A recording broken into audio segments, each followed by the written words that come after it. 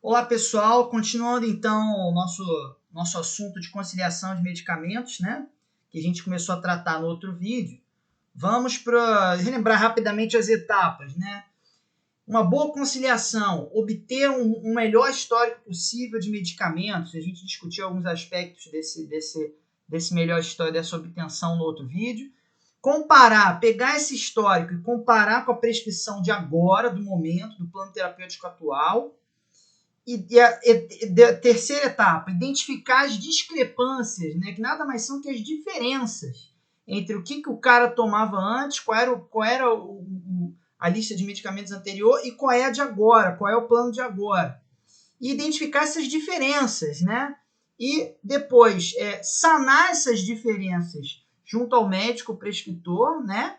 E transferir essas informações para a próxima transição de cuidado, ou seja, fazer a informação fluir, como a gente falou no outro vídeo, né? Fazer a informação acontecer. E mais do que isso, fazer com que as decisões, né, sobre a farmacoterapia sejam tomadas com base na melhor informação possível nesse momento.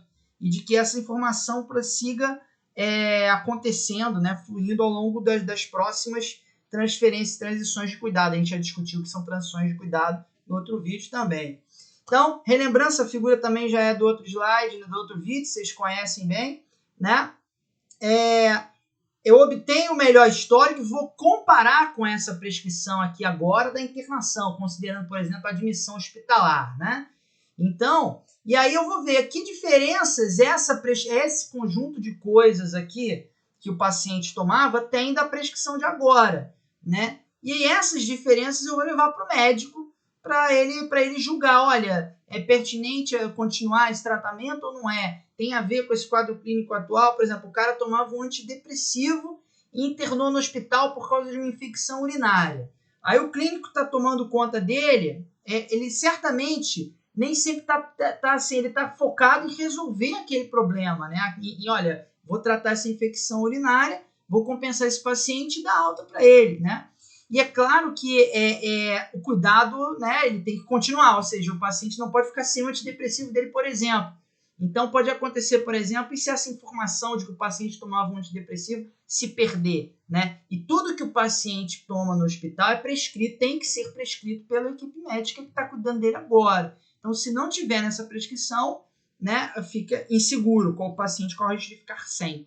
Então, a ideia é fazer essa comparação, identificar essas discrepâncias que a gente chama, né? E uma discrepância nada mais é um termo muito de jargão de conciliação de medicamentos, mas ele nada mais é do que uma diferença, né? Não confundir com erro. Uma discrepância não quer dizer que seja um erro ou uma omissão ou alguma coisa que vai trazer risco para o paciente necessariamente. Esse exemplo que eu dei do antidepressivo pode trazer um risco para o paciente. Vai que ele faz uma síndrome de abstinência durante a internação ou descompensa da depressão. Então, é um problema. Mas uma discrepância é uma diferença, né? Então, dentro da classificação das discrepâncias, a gente também tem quanto à intencionalidade. Existem alguns tipos de classificação de discrepância, mas os mais praticados, nas principais referências hoje em dia, tem sido relacionado à intencionalidade, que é o quê? Quando você identifica uma discrepância, você vai checar com o médico se, olha, é para estar diferente mesmo, né? Tem certeza que não é para ter a continuidade do tratamento anterior agora, né? E aí ele vai dizer, olha, não, eu acho que no momento de agora o paciente deve ficar sem um antidepressivo, porque, por exemplo, aquele da infecção urinária, porque ele está tendo o estado, por exemplo, o estado neurológico dele está sendo monitorado e a gente que tira os psicotrópicos para ver, né, conseguir monitorar sem interferentes o nível de alerta dele, por exemplo, ou se ele está tendo algum sintoma neurológico, né, devido à infecção, à gravidade da infecção. Pode ser uma possibilidade. E aí seria uma discrepância intencional, ou seja, é uma decisão não continuar esse tratamento que vinha sendo feito anteriormente, né? Uma decisão consciente, né? E o ideal, mesmo nessas discrepâncias, lembra-se, informação é tudo, isso está explicitamente descrito no prontuário do paciente, né? Isso está registrado em algum lugar. Opto por manter paciente sem o antidepressivo neste momento devido a papapá. E aí é o nosso padrão ouro, que é a discrepância intencional documentada, né? Ou seja, estar discrepando, ter uma diferença, né? Não é um erro, mas ele tem que estar documentado o porquê dessa decisão. Isso é mais seguro para o paciente. Porque, por exemplo, pode ser necessário rever essa decisão e reintroduzir esse medicamento, nesse caso do exemplo do antidepressivo, né? Reintroduzir quando o paciente melhorar da infecção, melhorar daquela situação clínica e vai precisar voltar a retomar o tratamento dele de depressão, né? Então, a documentação é importante. Então, quando a gente avalia a discrepância, tem a questão do se ela está documentada ou não e se ela é intencional ou não. Então, acaba acontecendo muito esse segundo tipo, né? As intencionais não documentadas, ou seja, você vai lá, pegou o melhor histórico, comparou com a prescrição de agora, aí foi conversar com o médico, ele falou assim, não, eu sei que ele toma esse antihipertensivo, sim, não, tudo bem, mas ele vai ficar sem no momento, porque ele está atendendo a hipotensão, né? Vamos pegar esse mesmo doentinho aí que eu inventei agora, da infecção urinária. Então, assim, só que ele não escreveu em lugar nenhum, foi uma decisão que ele tomou, mas essa informação se perdeu. Ou seja, não é um erro naquele momento, não vai causar dano ao paciente naquele momento. Mas essa perda de informação, e lá na frente, quando ele melhorar e tiver que reintroduzir, em que ponto vai ser avaliada a reintrodução desse tratamento de uso contínuo que o paciente vinha fazendo? Ou vai mudar em definitivo? Então, a falta de informação, a documentação, ela pode gerar decisões futuras que podem distorcer a continuidade dos tratamentos. Então, a gente tem também as discrepâncias intencionais não documentadas, né? Então, é importante documentá-las quando a gente detecta esse tipo de discrepância, né? E as não intencionais, que, na verdade, é a grande razão de ser da conciliação, que é prevenir as discrepâncias não intencionais, que é, de fato não está prescrito antidepressivo, de novo, depressivo, mas ele precisa tomar sim, né? E aí, por não ter essa informação, ou por ter, enfim, por erro mesmo, por ter esquecido ou concentrado em outras decisões mais concernentes à urgência do caso, por exemplo, né? O médico eventualmente não prescreveu antidepressivo que o paciente precisava manter, né?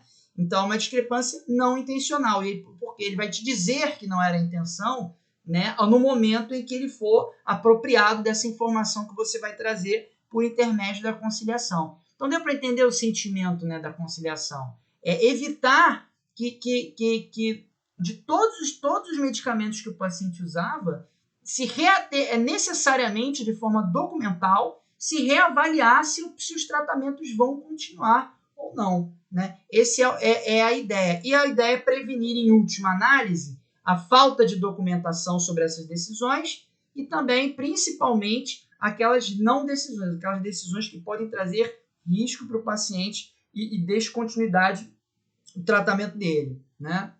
Bom, aqui eu faço um paralelo, né? A conciliação de medicamentos é um dos serviços clínicos, né? Um dos serviços de cuidado farmacêutico, que ele tem pontes muito claras. Assim, na verdade, tudo de farmácia clínica tem alguma ponte com segurança do paciente, né?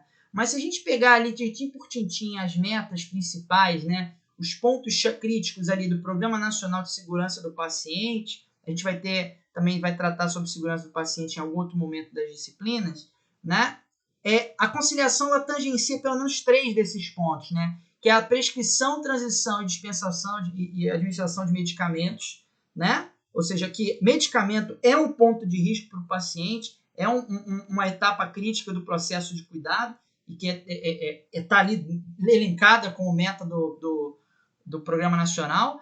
Comunicação no ambiente de serviço de saúde e transferências entre pontos de cuidado, né? É autoexplicativo, né? Ou seja, se a gente pega essas metas da segurança do paciente e pega a ideia de conciliação, o conceito de conciliação que a gente está discutindo aqui, fica fácil a gente entender por que qualquer programa de qualidade em saúde, qualquer programa de acreditação em saúde, né, para certificar os hospitais com relação à qualidade e tal, todos eles preveem que existam rotinas e processos bem estruturados de conciliação de medicamentos nas transições, né, entre os pontos de cuidado. Então, essa aqui é a ideia aí, é esse tangenciamento com a segurança do paciente. Então, aqui eu peguei um exemplo de uma evolução, né, no prontuário de uma conciliação realizada no nosso hospital, obviamente, preservando o sigilo do paciente para a gente não incorrer em nenhuma questão ética. Então, é só para um exemplo, por exemplo, né? Ou seja, que a nossa farmacêutica, né, fez uma conciliação na admissão hospitalar, ou seja, esse paciente internou no nosso hospital, e aí todos os pacientes que internam no hospital, em teoria, deveriam receber a conciliação de medicamentos, né? Deveria ser feita a conciliação de medicamentos com esses pacientes. E a gente consegue fazer das admissões de um determinado setor lá do nosso hospital. Então, esse paciente internou, né? E a farmacêutica foi lá entrevistá-lo e fazer todas aquelas etapas dos processos que ela documentou nessa evolução no prontuário, que as ações devem ser documentadas, podem e devem ser documentadas, né? Então, ela pegou um histórico rápido, 43 anos, pancreatite crônica, com prótese metálica, né, há 3 meses, né, dos dutos pancreáticos. Enfim, tem mais detalhes do caso, mas é o suficiente para a gente entender o que a gente precisa entender. Hipertenso diabético, ciência renal crônica, amaurose, né, cegueira, né, perda de acuidade visual, né, ou seja, não enxerga do olho direito por retinopatia diabética, né, interna por gastroenterite aguda e uso de antimicrobiano. E aí, beleza. Aí ela começa aqui, né? O foco dessa evolução, veja bem, é a conciliação de medicamentos. Então, aqui ela não está fazendo acompanhamento farmacoterapêutico, né? Não está fazendo, enfim, outros serviços. O objetivo aqui é fazer a informação correr. E é claro que existe um nível, né, de ponderação clínica sobre essas decisões sobre esses medicamentos. E a gente vai andar um pouquinho nisso no exemplo aqui, certo? Mas só se atendo ao fato de que o objetivo aqui é só conciliação, né? Então, aí ela diz quem ela entrevistou, ó, sua mãe, o paciente e sua mãe sobre os medicamentos. Por que é importante dizer quem entrevistou? E às vezes não vai ser só o paciente. Imagina um paciente muito idoso, né, que tem um cuidador, né, tem um filho, ou que tem mesmo um enfermeiro, um técnico de enfermagem, às vezes, que cuida do idoso, né, regularmente. Essa pessoa que às vezes ajuda, né, ou gerencia completamente o uso de medicamentos do paciente em casa, ela vai ser a fonte de informação principal, muitas vezes, né? Então, muitas vezes, o cuidador ou o familiar, ele entra como fonte de informação também. Então, beleza, ela entrevistou e aí identificou todos esses medicamentos aqui, o beta-bloqueador, o AS, o inibidor de bomba de prótons e por aí vai. Né? A ideia aqui é focar no processo, né? Não tanto na farmacologia, mas para vocês entenderem como é que é o processo. E aí ela identificou mais um pouquinho as fontes, né? Coletou em receituários de junho de 2018. Tá, agora eu não lembro que dia, que ano foi essa internação, mas vamos supor aí, junho pode ter sido um mês atrás, ou na última consulta, né? O receituário derivado de uma consulta realizada há 2 meses atrás. Essa escala temporal também é interessante, né? Há quanto tempo que o paciente usa, há quanto tempo foi prescrito para ele, né? Isso pode, às vezes, auxiliar na tomada de decisão. Mãe afirma que existe uma mais recente, uma receita, né? Um receituário, né? De agosto de 2018, que não conseguiu localizar, mas forneceu as informações acima como recordatório.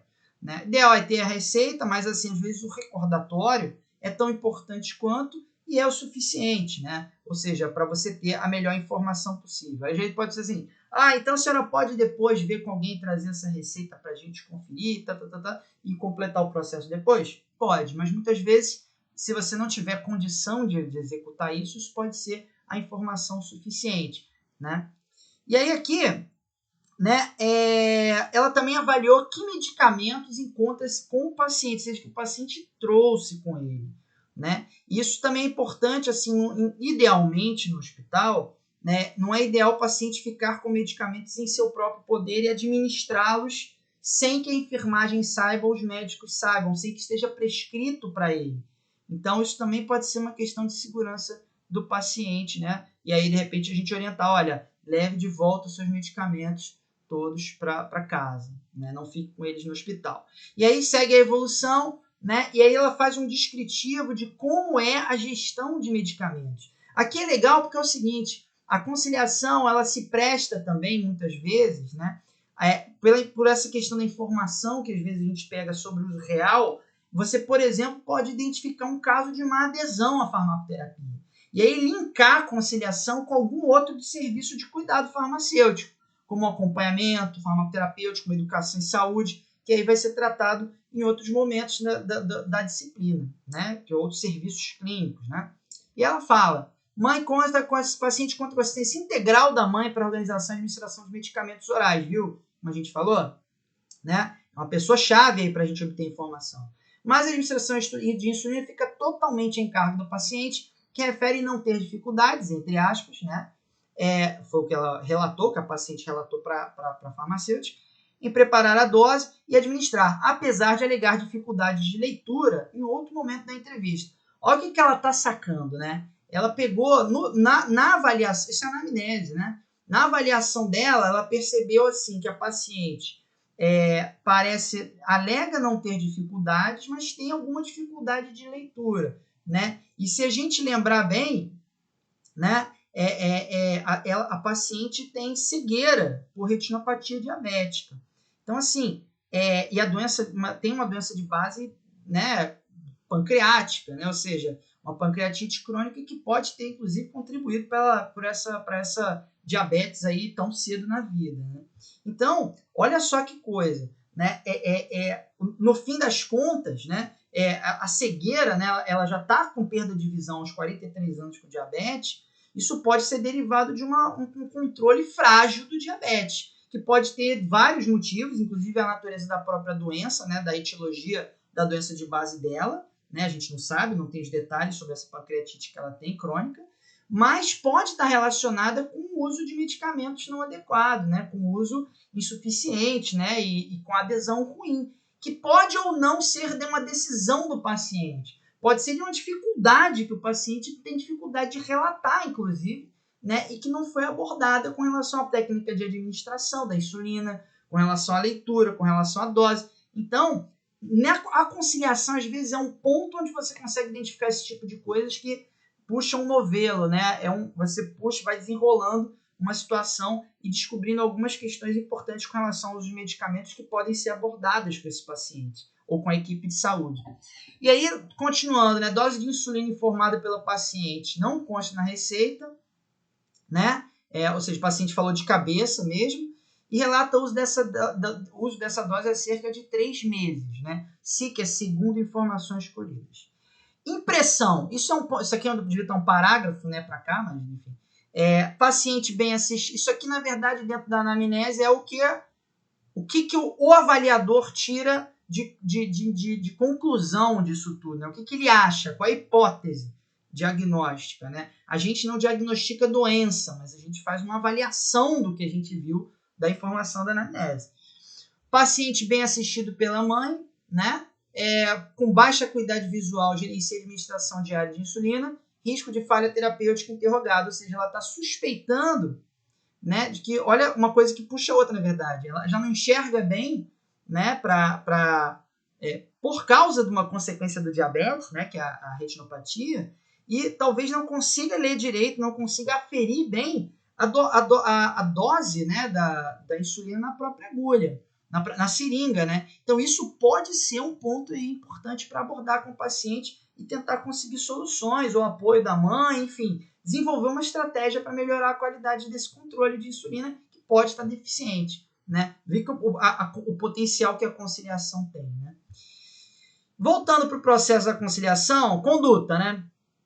Contato com a equipe médica, reintrodução do sulfato ferroso, né? Pancreatina e insulina suspensos por hora, né? O que quer dizer isso? O sulfato ferroso era uma discrepância não intencional, ou seja, não tinha nenhum motivo para descontinuar o sulfato ferroso na internação, muito pelo contrário. O paciente precisava manter isso na internação e não estava prescrito para ele até então, né? Então, foi uma discrepância não intencional detectada pela conciliação. Pancreatina e insulina suspensos por hora, ou seja, quando ela foi lá checar, de fato, a opção foi por não retornar, né, esses medicamentos para o paciente, né, mas no caso não estava documentado, então ela documentou agora, então uma discrepância intencional não documentada, né? E aqui uma justificativa, né, para essa suspensão da NPH, por exemplo, né, controle glicêmico estreito com insulina no momento. Paciente segue acompanhamento farmacoterapêutico na alta hospitalar, para conciliação na alta hospitalar. ênfase na reavaliação da técnica de autoadministração de insulina. Aqui, no caso, já é a ponte com outro serviço clínico, né? Primeiro, com acompanhamento farmacoterapêutico, a conciliação acabou aqui. Ela tem início, meio e fim, ó, resolvi, já passei a informação para o próximo ponto de cuidado, que é a internação aqui agora. Acabou a conciliação. E aí, no caso, né, no nosso caso, o paciente vai seguir em acompanhamento farmacoterapêutico, e aí depois, lá na alta hospitalar, de novo, outra conciliação, dessa vez para o próximo ponto de cuidado, que são os médicos que vão acompanhá-lo no ambulatório e o próprio paciente que vai se autogerir em casa. E ela colocou a importância de enfatizar, né, mais perto da alta, né, o treinamento, o retreinamento e avaliação da técnica de autoadministração da insulina para ela no domicílio, certo? Então é isso. Sobre conciliação, a ideia era discutir os conceitos básicos e a gente trouxe um exemplo, né, inclusive com a evolução redigida no prontuário, da forma como uma das formas que dá para se fazer, né? Espero que tenha ficado claro o objetivo, a razão de ser da conciliação e que esse exemplo promova algumas reflexões. Um abraço a todos.